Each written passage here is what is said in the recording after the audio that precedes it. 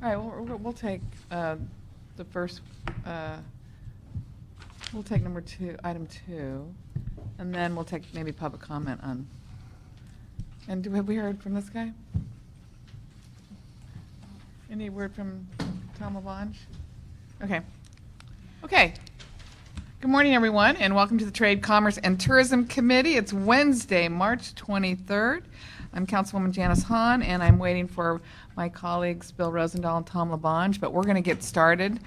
So why don't we start with item 2? Number 2. Mm-hmm. Under item 2, the Board of Airport Commissioners recommends for council approval a replacement lease with Aviation Plaza LLC as lessor of office and parking space located at Van Nuys Airport. This would be for the use of Los Angeles World Airport's employees assigned to work at that airport. The proposed lease would be for 35% less space than currently occupied and would have a term of 2 years beginning on March 1, 2011, with 3 one-year options to renew. The CAO has recommended approval of the lease. Hi, good morning. Hi, Debbie Bowers, Deputy Executive Director, Commercial Development Group at Los Angeles World Airports. This lease is just an extension of office space, or a new lease for office space in the same building that we were in. We did reduce the space because we reduced staff at Van Nuys Airport. Mm-hmm. And as we have a short term on it, the 2 years, predominantly because we're still looking at staff reductions or ways to cut expenses at Van Nuys Airport. And that's why we wanted the flexibility. Okay. Of course, I'm going to ask that the old lease expired on December 31st, 2009. Yes. So what's You're been going on? Why wasn't this lease approved? What were you? It took quite some time. It expired, and we were just starting the how much can we reduce staff at Van Nuys Airport. It took us a while to get through that process, and the landlord was kind enough to let us stay and hold over until we could figure out how much space, and then we had to keep Okay. redesign the space because I was trying to squeeze it down as much as possible. Okay. Do you have anything to say? No. We agree with that. You agree with that? Yes. Okay. Well, we'll move on. If we want to re-vote on it when the boys get here, we can do that. But as far as I'm concerned, we can approve this. Thank you. Okay. So let's go to item 1. Under item 1, the Board of Airport Commissioners submits for approval a proposed concession agreement and a ground lease with Authorized Taxicab Supervision Incorporated for the management of taxicab operations at LAX. Both agreements have terms of 10 years beginning April 1, 2011 and expiring on March 31, 2021. Total concession and rent revenues to the Airport Revenue Fund are estimated to be approximately $27.6 million over the next 10 years. The CAO has released a report and is recommending approval of both agreements. Okay. You think we should take public comment now, or would Bill want to hear the public comment, or should we have a staff report, or what do you think? Okay. All right. Then, if you don't mind, why don't we have public comment? As everybody, I don't have that many. It seems like there's a lot of people in the audience, and I only have 3 cards.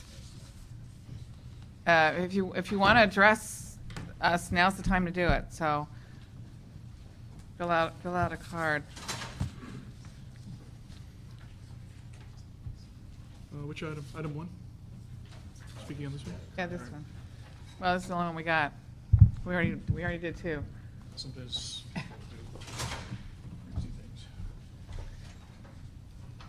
Okay. So let's hear from Cesar Crespo, Aiden Kavak, Brian Arnold, Steve Niemand, okay, and Bill Rouse, in that order, if you remembered. Cesar? Is it Aiden? Okay. Brian, Steve, and Bill. Why don't you come up and sit up here? We have actually 4 microphones, so 4 of you could come on up. First 4. Let's do this again. Cesar, Aiden, Yes. Brian, Steve. Sorry, I'm not going to be speaking at this point. Who are you? I'm Brian Arnold, sorry. You're Brian. You're not going to be speaking. Steve has been allowed as well. Okay. And Steve is not speaking? Unless there's someone speaks against it, I don't need to speak. Oh, okay. Okay. Which one's Cesar? Right here. Okay. Go ahead. Good morning. My name is Cesar Crespo, morning members of the City Council. And on behalf of ATS, I've been happily employed with ATS for approximately 11 years. Happily employed, may I say. As well as all of our employees at ATS. And on behalf of everyone, our company, we are requesting that you approve the ATS contract by voting yes. Thank you. Thank you very much. Okay. Hi, good morning. My Good name morning. is Aydın Kavak. Aiden. Okay. I drive for Yellow Cab. I'm an owner-operator and also a board member. I've been driving for about 10 years, and I've been very happy with ATS. But as a driver's point of view, the most important thing for us is the surcharge. That's going to be raised a little bit, but Right. it's going to be $4 compared to the other companies that put in a bid that was going to be higher. And that might have caused some problems for us trying to collect, for the passengers. So this being the lowest surcharge, it makes a lot of sense to us. And as he just said, we've been working with ATS. They have promised to fix a couple of things, and it will be perfect as soon as everything is done. Good. Thank you. Thank you both for coming. William Rouse. Yes. Good morning, Good morning. Councilwoman. William Rouse, Yellow Cab and United Checker Cab, the largest fleet in the city and the smallest fleet in the city. Here to speak in favor of the item and request the committee approval of the item. There was the controller's audit about 4 years ago. Each and every item, with the exception of just two, have been actually were corrected within 90 days. The only two that remain are the award of the contract by way of an RFP, which this item solves, and then the cashless fee collection system, which will be solved once the contract is implemented. ATS's bid is $19 million lower than the next recommended bid in terms of scoring. As Mr. Kavak testified, having the lowest cost bid is a direct benefit to the drivers because it keeps the passenger surcharge down as low as possible, which will mitigate the negative effect on our business level to the drivers. ATS is proposing superior technology, and otherwise I will just make myself available Good. for questions, Okay. but I really appreciate the opportunity to speak and ask for your support. Thank you Thank very you much. very much. Okay. Let's have the airport staff back up here.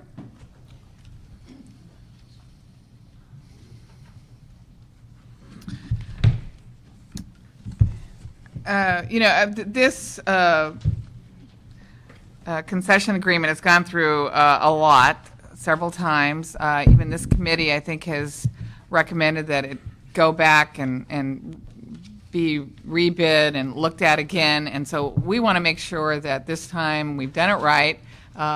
This is a recommendation from the staff. But I think there's a lot of attention placed on the controller's audit. So maybe we could at least go through some of the major findings of that audit, and you can maybe tell me and the council ultimately where we are, what we've done. I know Mr. Rouse talked about 90% of them or all but two have been corrected within 90 days. So maybe just briefly, let's go through maybe some of those findings and tell us what's different now, how it's going to work better, why is this in the best interest, really, of the public. Okay. So, like finding one, the automation of cashiering and intake function, that was an issue. Yes. Can you address that? Yes.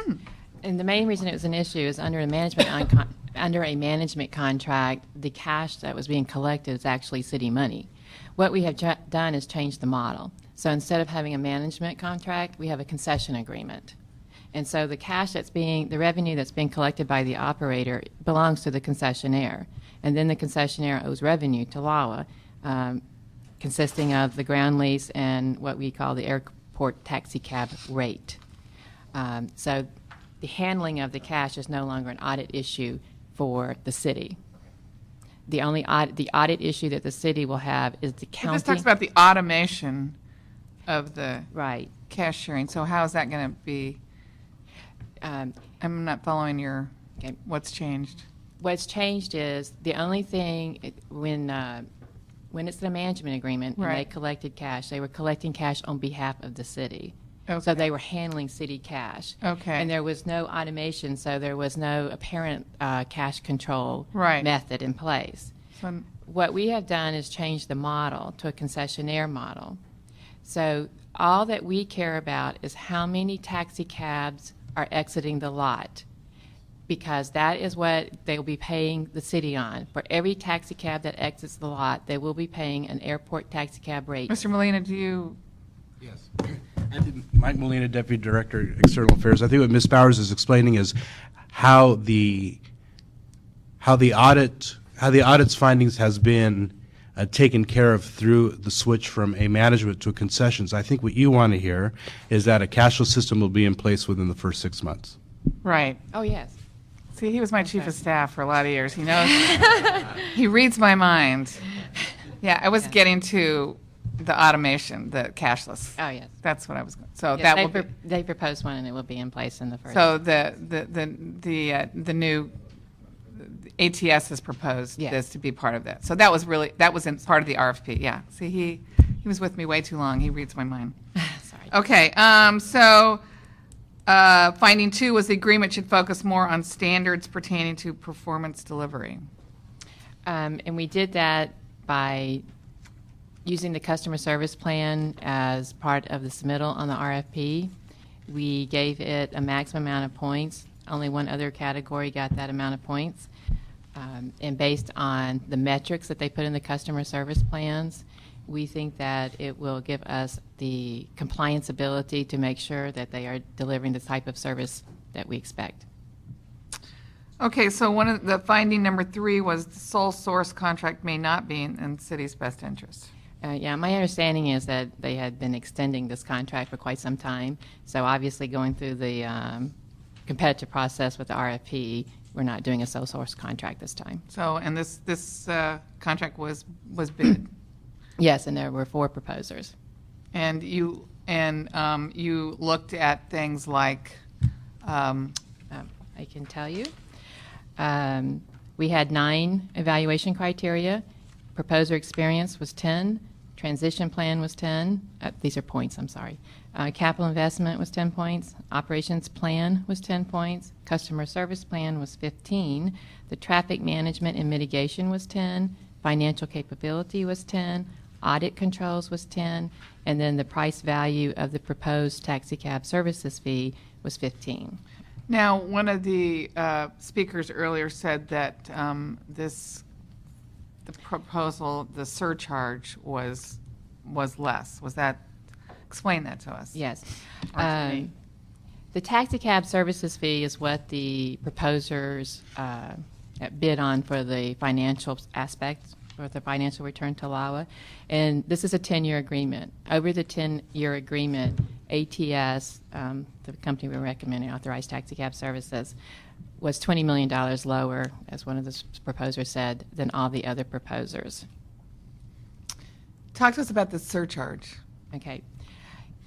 This is set up in 2 ways. One is, the first thing is what they owe to LAWA. They owe 2 things to LAWA: ground rent, Right. and what we are calling an airport taxi cab rate. And that's Right. a rate like any other rate and charge that the board sets. They have set that rate. Effective July 1st, the rate will be $1. Effective July 1st of 2012, it'll be $1.35. The next year, it'll be $1.70. Thereafter, we'd have to go back to the board and either maintain the rate or raise it or decrease it, whatever the board desires. So then what ATS is allowed to do and what they proposed on is what we're calling a taxi cab services fee. This is a fee that they will charge each cab that exits the taxi cab lot. What they proposed was $4. Out of that $4, they have to make sure they cover all their expenses of operating the agreement, including the ground rent and the airport taxicab rate to LAWA. And what they proposed was $4. was $4, and that was less than what other. So basically, when somebody gets in the taxi cab, it starts at $4. Is that right? Going forward, it will be $4. Yeah. Today, it's $2.50. Right. But under this new contract, It will be $4. somebody and gets in, it starts at $4. That is correct. Before they- And that is the lowest of the And that is the lowest. of the 4 proposers that came in. Okay. So- That was significant for you because that's really what the public is probably going to. It was very significant, and the difference between the proposals also were significant. One of the proposals, for example, at the latter stages of this term, their surcharge would go up to $6. Okay. So this was- this was very attractive to us. Okay, good. I'm going to ask a question about this just based on what we were hearing before, was that we actually have an ordinance in the city of Los Angeles that is authorizing or allowing this, Correct. and it hasn't been passed yet. Is that correct? There's a drop fee, I think that's the correct term, that is set by Department of Transportation. That's the, I'm going to get this confused, do you know it better? That's the fee that the taxi cab drivers are allowed to put on the meter when someone gets in. And That's the $4 we're talking about. Correct. And that, allowing them to do the $4 has not been passed. Authorized by the city of Los Angeles. Correct. So, what are we doing? Because it seems to be there's a little gap here between what the city is allowing versus what they're going to be asked to pay the airport. So, My understanding is that LAWA would not be the right party to go in front of the DOT to request for that drop fee to be increased. It's the taxi cab drivers or companies, and they have not yet gone in front of the DOT to request that increase. That's my understanding. okay. Additionally, Councilmember Hahn, the new fee of $4 does not kick in until July 1st. So if, as But apparently, this ordinance has not even come to the city council yet. that's, So- I can't talk, I can't discuss, I don't have any information, but if even This if is that's true. the I case, know this. It has not come to the city council yet. then we have at a minimum until July 1st to resolve that issue. If Isn't that what this says? Mr. Molina, do you have any clarification on this issue? I just wanted to remind you, as Mike's coming up, is that the board passed this in November 2010, and we did, publicize and make sure that the industry understood that. So regardless of who won the contract, as of November 1st, 2010, the industry knew that the charge to LAWA would be $1.50. So they knew there was an increase coming. And then once we awarded the contract. Right, but they also, I'm sure, assumed that the ordinance in the city would allow them to collect the $4.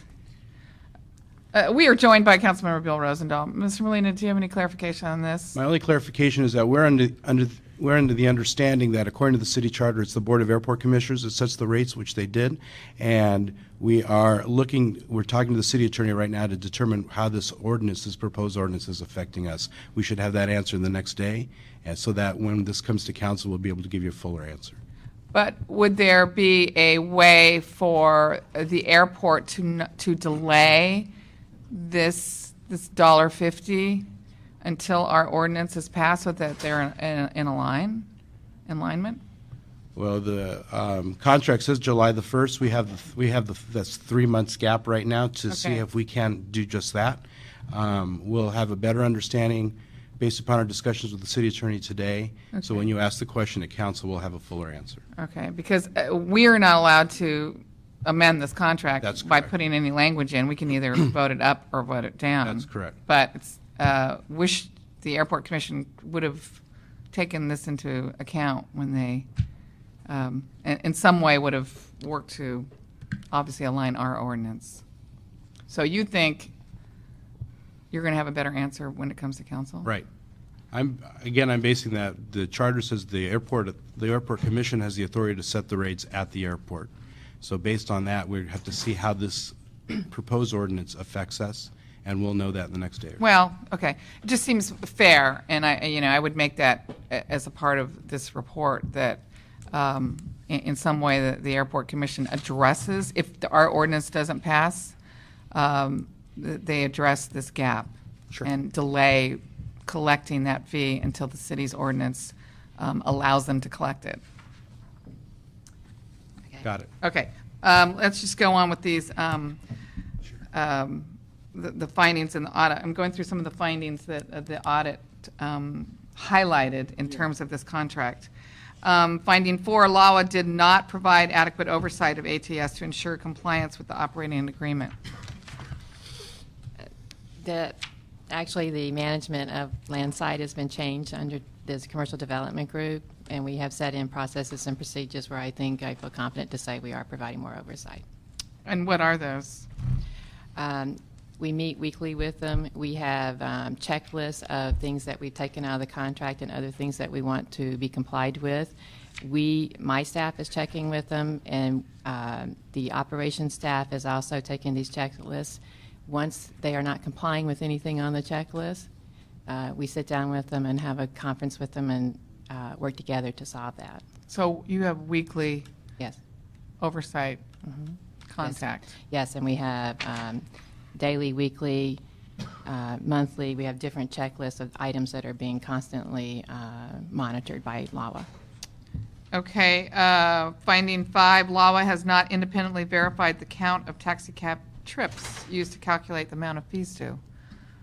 That's being fixed or will be fixed when they put in the audit system that does the count, which will tie into our AVI system.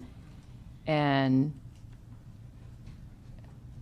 it ties in, it's a count system that ties into our AVI, which is monitored by our planning staff, our transportation planning staff. So not only do we have a mechanical mechanism, automation mechanism from them, from ATS, to tell us what the count is, we can verify it through our AVI system. Okay. Findings 6, 7, and 8 about the reasonableness of costs. Some ATS expenditures are disproportionately excessive and are not adequately supported to justify their reasonableness. I apologize, I'm not exactly sure what that I know, huh? is referring to. Do you know what finding 6? I think believe that's internal to ATS's operations, which they can speak to, but my understanding is they have been fixed. Okay, well, we might need a little more clarification on that one. Finding 7, ATS is not appropriately reporting work-related injuries. That's also internal to ATS, but they have fixed that. Excuse me? That's internal to the ATS operation. They have that has been fixed. You know that's been fixed? They have reported to us that has been fixed, yes. Okay. And then finding 8, ATS spent approximately $27,000 annually in unsupported cash payments to its board of directors. They can speak to that, but also they have fixed that immediately, and my understanding is they returned the cash, and in fact may have been provided to a charity. And you're confident that if this was to be audited again by the current controller, that these findings would have been addressed? Yes. Because you don't seem all that confident sitting here, And, honestly. the reason, council member, the audit was a two-part. One is allow us oversight of this. Right. The other is the operations, their structure, the way they hold their board meetings. Right. But again, this was something, when you're awarding this to them, we want to make sure that you're comfortable and confident that these things have been addressed. They have been addressed. They have gone away. It has not been an issue at all. Okay. Mr. Rosendahl. Good morning. Good morning. Yeah. It's nice to have you here. Same here. I'd like to know more about what the BOAC board did for Mr. Molina, the discussions that took place, the pros and the cons. Was there any controversy, any issues? Was it unanimous? What about some of the alliance people and their concerns? That been addressed? What are we looking at in terms of pros and cons? At the BOAC meeting itself, sir?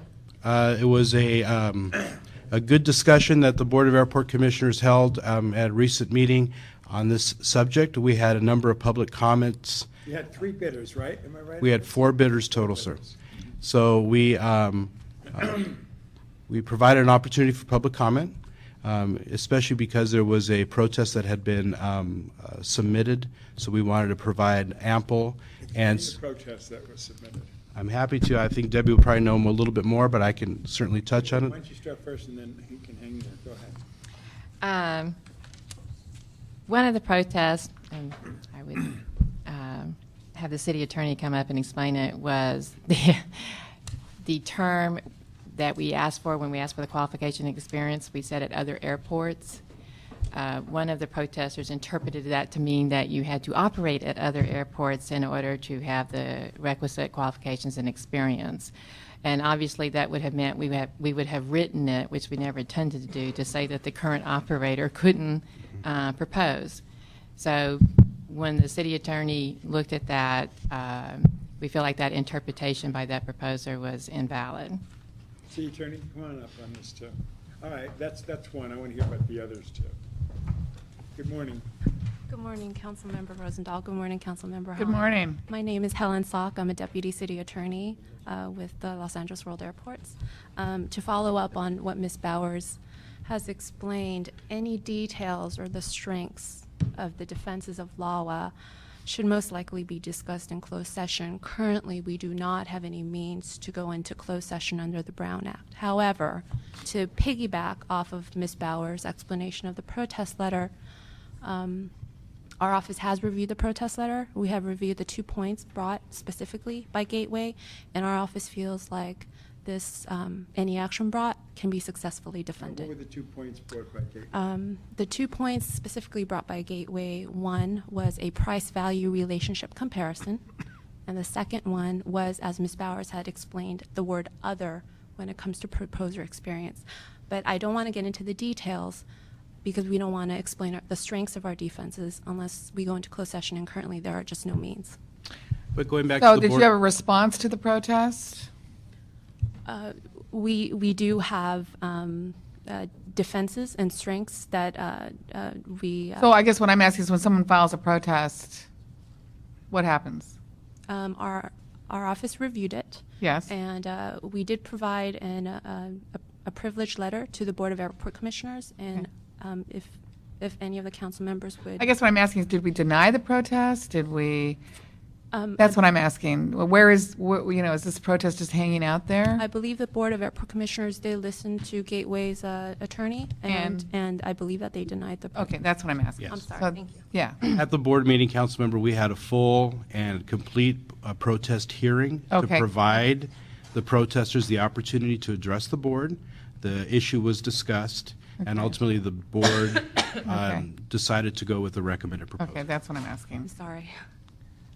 Okay, well, this is part of my homework is to understand this process. So there were 4 of them, and if you could clearly outline why you picked the one you picked over the other 3. I wasn't on the evaluation panel, so I'm going to give that to Samson to answer. Samson Mengistu again.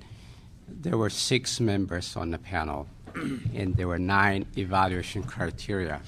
The proposer experience, the transition plan, capital investment, operations plan, customer service plan, traffic management and mitigation, financial capability, audit controls, price value of the proposed taxi cab service fee.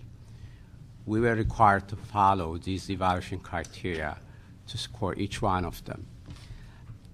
We felt that 3 of the 4 companies actually could do the work and be responsive to the objectives of the RFP and LAWA, but some had more strength than others.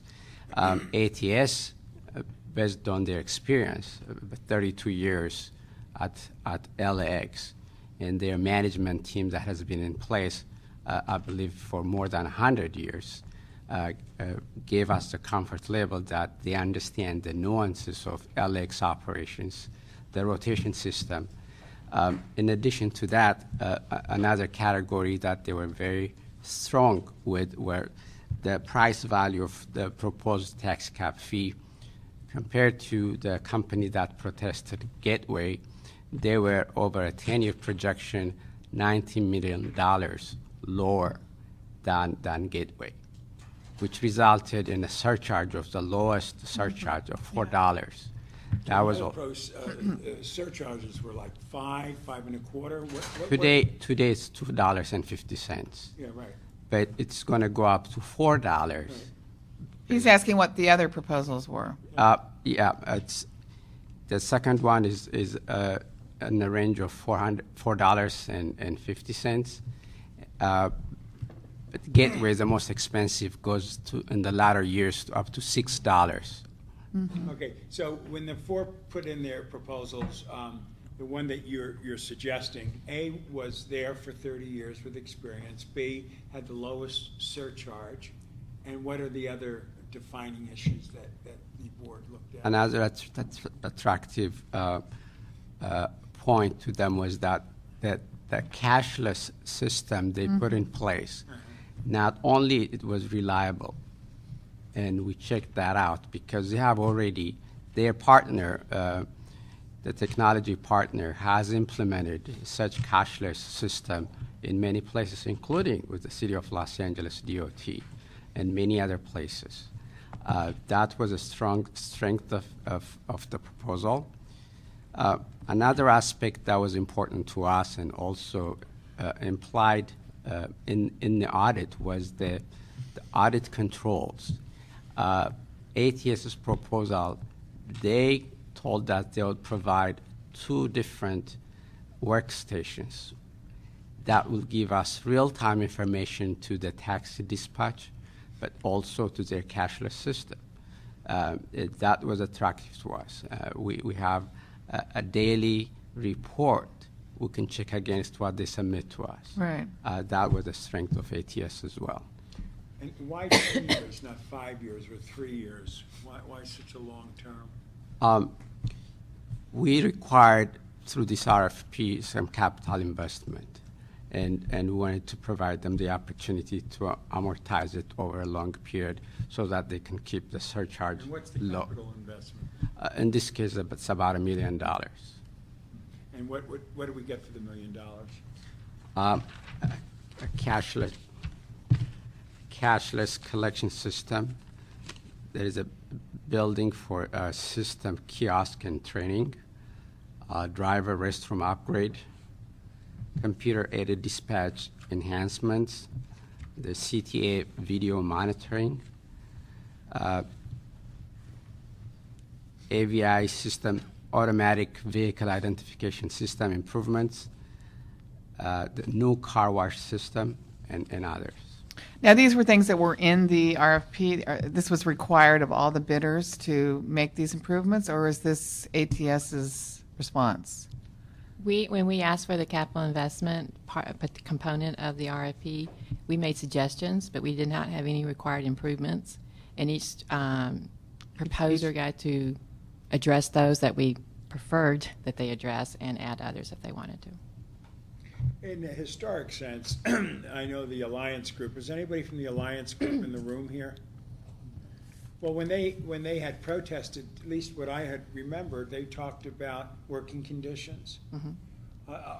So is that answer now addressed with the $1 million expenditure? It is, yes. And then there was a concern raised about cash. Yeah, they addressed the clarity that. on that is. Mm-hmm. They're going to have they're going to a cashless system. Yeah. Yeah. So that resolved that. Well, I'm just surprised there's nobody in the room to talk about it from any other group. I mean, that's where I'm a little. We do have David Shapiro hasn't spoken yet from United Independent Taxi Association. but I was going to wait. And you know what? I was thinking maybe at this point, well, okay, we'll let David. Would you like to just sit right there? And then I was going to have Bill Rouse actually come back up and address some of these concerns that Bill and I have brought forth. Okay, go ahead, David. I got your card after we finish. Councilwoman, I knew your dad, and when I was a political pro, and I know you've been raised in a tradition that sees to the powerless sometimes, setting aside politics. And I know I've known Mr. Rosendahl since he used our taxis when I founded them. And I know that he's heard our pitch for a long time.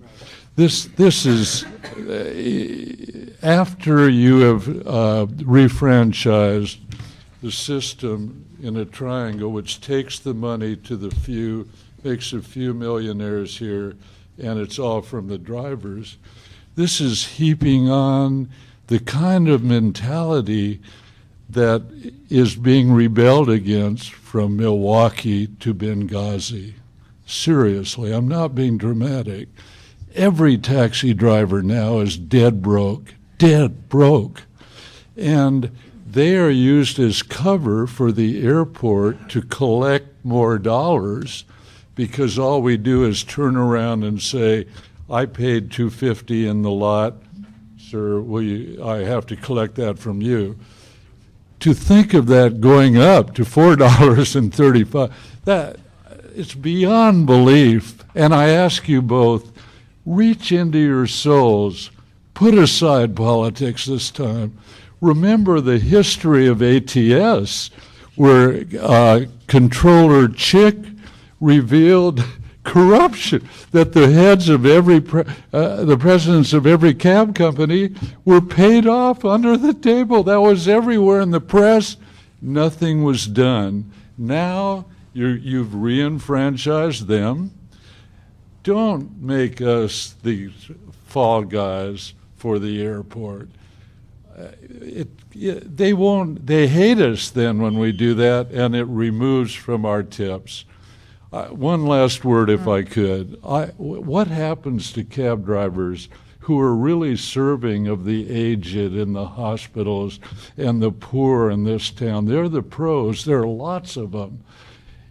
I just had a drunk driver my time was up, fate caught up with me, destroy my cab, put me into the hospital. I'm still recovering. This is not unusual for us. And the other day, I've only been on the streets for 2 weeks, a drunk hit the right front window of my cab with as much force as he could, and I had to get the police to help me collect the fare. The drivers sit there in total pain. They're from other countries. They're afraid of what they're taking the little that they can get for their families. And this is heaping shame upon shame. Reach into your souls. Put the politics aside. Thank you, David. Morning. Good morning. Good morning. Good morning, Councilman. Yeah, I just wanted nice to give Yes. you an opportunity to maybe address some of the concerns that you've heard, and address some of the things that the audit, addressed. That the airport staff basically said, well, that's within, your purview for correcting. And thank you, Councilwoman, for allowing me back up here. When we talk about driver welfare, first and foremost is the issue of revenue to the drivers. When you talk about the driver's well-being, they care most about the passengers. These are independent business people. Their passengers are what put the food on the table. Keeping the airport surcharge that the passengers pay as low as possible is the best strategy for maximizing the number of passengers.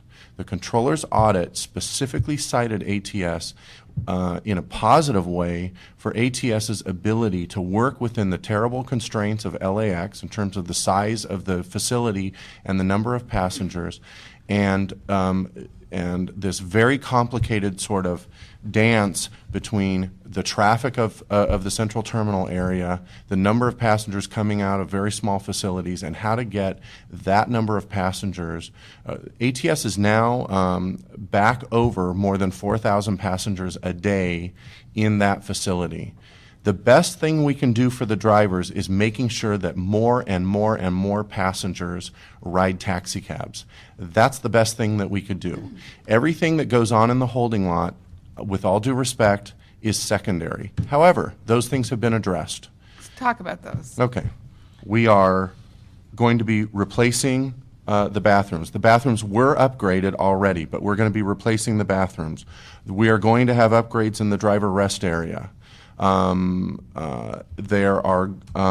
already has been, one of the controller's audits reports was the issue of the driver sort of justice system.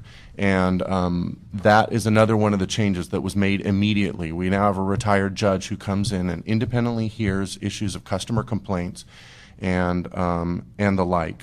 The other audit items have absolutely been corrected in terms of the workers' comp and the cash payments and whatever else. If you could give me specific.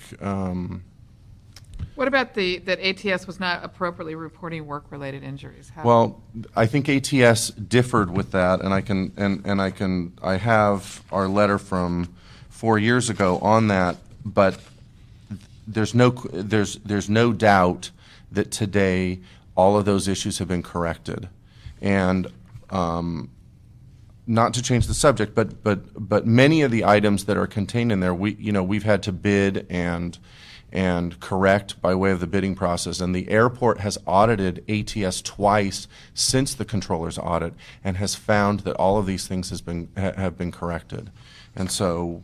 The only thing that I can do here is assure the committee that those items have been corrected, and they were corrected immediately. Has our present auditor asked for anything, controller, about anything? No. Last couple of years? Yes, no. So do we have an updated, do we have that report that shows that they've since been audited and these things have been corrected? Do you all have that? Do you have that? Who has that?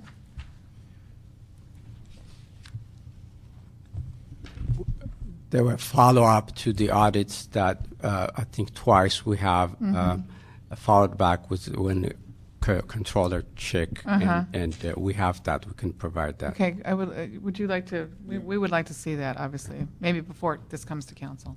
When is it coming before council from we act today? Because I know there's a deadline, right? 31st. Next week. Actually, it's April 8th. What are we doing about people with disabilities? How are we addressing that? City of Los Angeles has 176 wheelchair accessible taxi cabs. On any day at the airport, 1/5 of those cabs, or about 37, are at the airport. In my discussions with the disabled community, Los Angeles is singled out as a success story. When you look at a city like Seattle, which has a grand total of 8 wheelchair accessible taxi cabs, you look at a city like San Diego, which has tried and failed multiple times at putting in wheelchair accessible taxi cabs. Los Angeles is viewed as a success story. And so when you have 37 cabs every single day working the airport, yes, many of them are out on trips, but there's always one available. So that cab gets pulled out of line when a request is made, the passenger weight is minimal, and they get transported. You say there's 37 in line. They are random cab drivers that come in and get in line, or how does that work? Well, they're wheelchair accessible taxy cabs, so they're modified. The cabs that queue up to be part of the airport. Yeah, they come into the holding lot. It can be anybody, right? No. They're on a rotation. Based on the taxi cab number, the last digit of the taxi cab number, they're assigned a letter A through E. Of course, A day is followed by B day, is followed by C day. So there's no discrimination of... Absolutely not. It's an extremely fair system. When there are shortages, such as a busy Sunday night, they open up the holding lot for a limited number of additional cabs in order to meet the demand. The drivers all know this. The drivers who want to participate in that, they do so.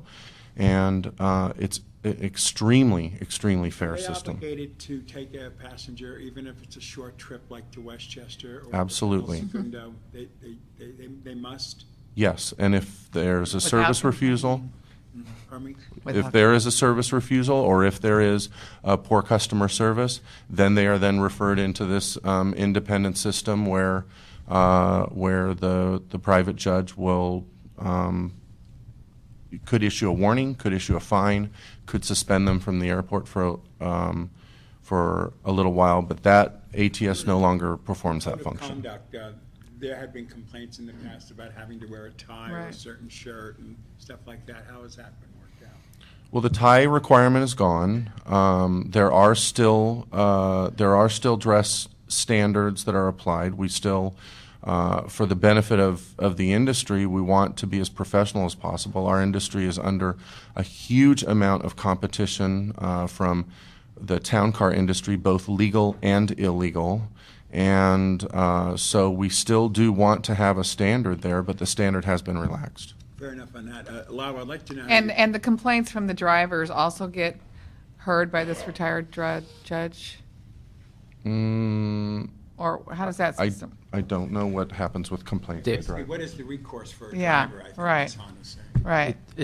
ATS investigates that, and is also in the trip card drivers are given. If they're not satisfied with that, with the adjudication of that complaint, they reach out to us and we investigate. Okay. And is that process, how do they reach out to LAWA? Uh, Or a hotline or? There's a number given with the trip card. Okay. That's the number they call. Where and does, where does that number go to? It goes to our landside division, and then they coordinate with ATS, look into it. A part of the new program that ATS proposed that was attractive to us is that they have 100% satisfaction guarantee. If a driver complains and if it is investigated and there's merit to it, ATS has promised for a full refund. Okay. Well, I'm just curious why none of the other vendors have showed up, if there were any issues, and why there aren't any independent cab people speaking, other than our gentleman that spoke, who made a general comment. Well, we had another driver speak earlier in public comment, and we could have other drivers speak, Councilman, if you like. May I address one other issue? It was the issue of the mismatch in timing on the Yeah, the rate. Okay, the rate change, which would allow us to collect the Right. $4 from the passengers, has been passed by the Taxi Commission. Our understanding is that it is in the mayor's office awaiting calendaring in T Council. committee, Oh. I think, and then it will go to council. If the airport, LAWA has pointed out that the $4 doesn't start until July 1, we would anticipate that that's plenty of time and we'll be okay. Okay. Okay. And we'll pay attention to that. And in fact, we'll make some calls to the mayor's office today and find out where it is and when it can be scheduled before city council. Because we want that to obviously align. Okay. Anything else? Okay. Thank you. Would you like to make a recommendation? I move we go forward with it. Okay, second. And so we'll move that forward to the full city council. Why don't we go back to item 1 and just, I'm sorry, item 2, and just, it was we already heard it. I approved it, just to get your. I'll second that. Okay, with you. good. Then we'll move both those forward to the full city council. Okay, thank you very much. This meeting is adjourned.